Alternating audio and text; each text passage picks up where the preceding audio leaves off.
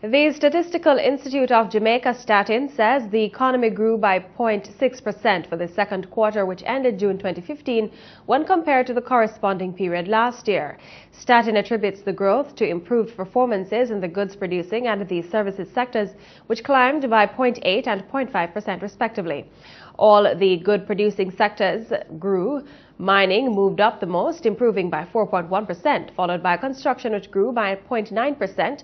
Agriculture climbed by 0.3%, while manufacturing expanded by 0.2%. In the services sector, both the hotels and restaurants and transport sectors recorded growth of 1.4%, while electricity and water climbed by 0.7%. Government services, however, did not advance. Co-chairman of the Economic Program Oversight Committee, EPOC, Richard Bowles, says the growth experienced in the second quarter was historic. Both the goods-producing sectors and the service sectors grew. And in the good-producing sector, all of the industries grew. And in the services sector, all of those industries grew too, except for the government services.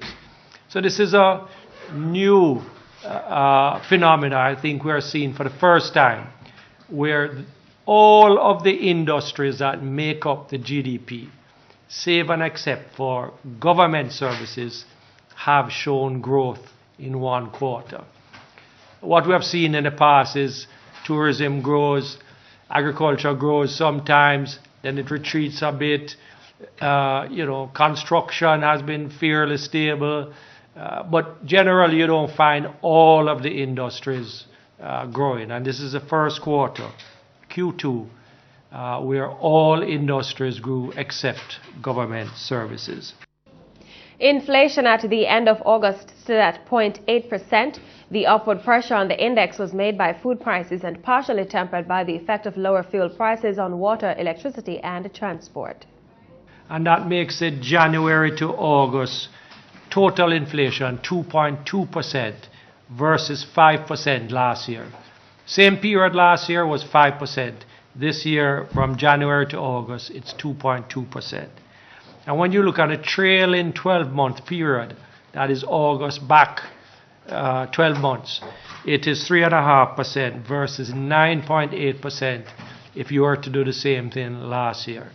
So what we're seeing is that inflation is trending down for the calendar year to date and for the 12-month trailing period also. Meanwhile, the EPOC co-chairman says the Bank of Jamaica has reported a current account deficit of $85.5 million at the end of the quarter ending June 2015. This represents a $185.3 million improvement relative to the corresponding period in 2014. That comes on top of an improvement in Q1. So between January and June, the total improvement in the current account deficit is $353 million. Most of that has to do with oil prices.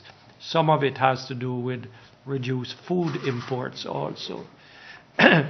But the implication of that, is that if it has to do with oil prices mostly, what we would spend, you and I, in buying gasoline is down